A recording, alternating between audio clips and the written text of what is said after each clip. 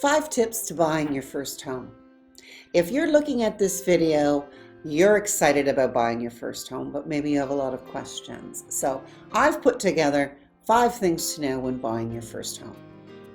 If you find the content of this video of value, I would love for you to subscribe to my channel right down here. Or if you'd like to reach out to me, please click on the above card for my contact information.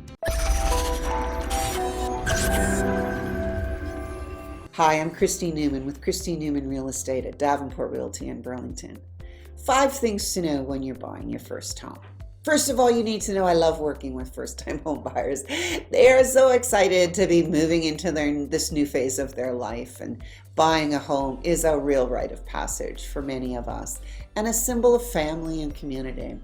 New home buyers always enjoy seeing a million homes and researching neighborhoods, and they're so enthusiastic about every part of the home buying process.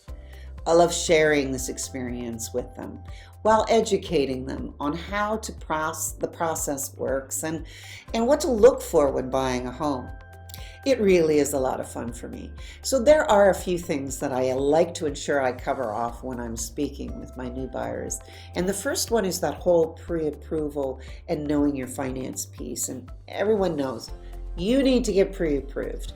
We need to get some pre-qualification completed for you with a mortgage broker or specialist. And they're going to want to know income. They're going to want to know what capital you have. They're going to want to know what your debt servicing ratios are, what kind of down payment, what your credit history is, what collateral you may have. Don't worry, they will walk you through that process, but you need to do it first. The second thing is we need to go through what government programs are available to you, like the first-time homebuyers incentive plans and other first-time homebuyer plans that are available to you. They really, really help. Third is we need to talk about what your wish list is. So let's get that list going. What's the lot size? Where's the neighborhood? 2-story, back split, side split, condo. What do you want? And the next thing is working with a realtor. It's really important you get a realtor on your side because they really can help you through the process. We can help you by giving you information on zoning and schools and utilities in the neighborhood. We also have objective information about each property. We can use that data to help you determine if the property has what you need. We'll also pre-screen properties, saving you a lot of time and a lot of frustration. We'll arrange appointments for you and go with you on appointments. We'll help fine-tune your wish list because it will change over time. What you thought you wanted at the beginning of the process might very well change as you go through the process. You get educated and more experienced. So we need to determine what the right price is for that home. There is some market research that I will do that will help us feel confident that what you're willing to pay is good market value. I'll also submit all the paperwork for you and help you in the negotiation process. There are a lot of angles to look at in negotiations, and so realtors will help you crafting that purchase agreement and that'll give you that flexibility you need to take the next step. We're also your rock during an emotional time. House is way more than 4 walls and a roof. And for a lot of people, property represents the biggest purchase they'll ever make. So having a concerned but objective third party helps you stay focused on the issues most important to you. Well, we'll also help you understand the process and the costs involved. So I'm going to go through what the closing costs are, such as legal and other one-time expenses associated with the purchase of a home. They can really add up, and you need to factor that in because they will take away a lot of your cash, which can impact the amount of down payment you have. Generally speaking, you need to budget between 3 to 4% of the purchase price of a resale home to cover closing costs. That's no small amount. So on a $200,000 home, who has a $200,000 home? But anyways, on a $2,000 home, you're looking at anywhere from $6,000 to $8,000 in closing costs. It's a lot.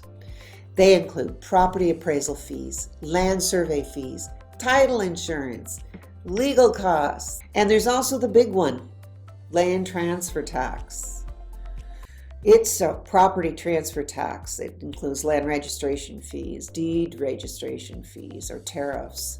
This is a provincial or municipal tax base upon the purchase price, and it's calculated differently province to province and municipality. It generally applies only to resale homes, although some provinces may charge tax on new construction. There's also fire property insurance. You need to have that on your new home. And there's other prepaid property taxes and other payments like utilities, so sometimes known as adjustments. That's when the seller has prepaid some of those expenses and you need to reimburse them for that. There's also home inspection fees, and there's default insurance, mortgage default insurance. That's the CMHC if you have less than 20%.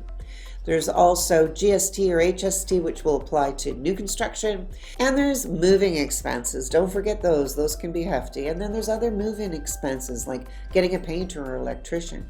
So these are the top 5 things that I like to share with my clients whether they're buying first time or not. See, they aren't meant to bring fear. They're meant to educate, because this is an exciting time and it's an emotional time, but it's a big financial commitment. And I want to make sure you understand what you're getting into and how much it's going to cost.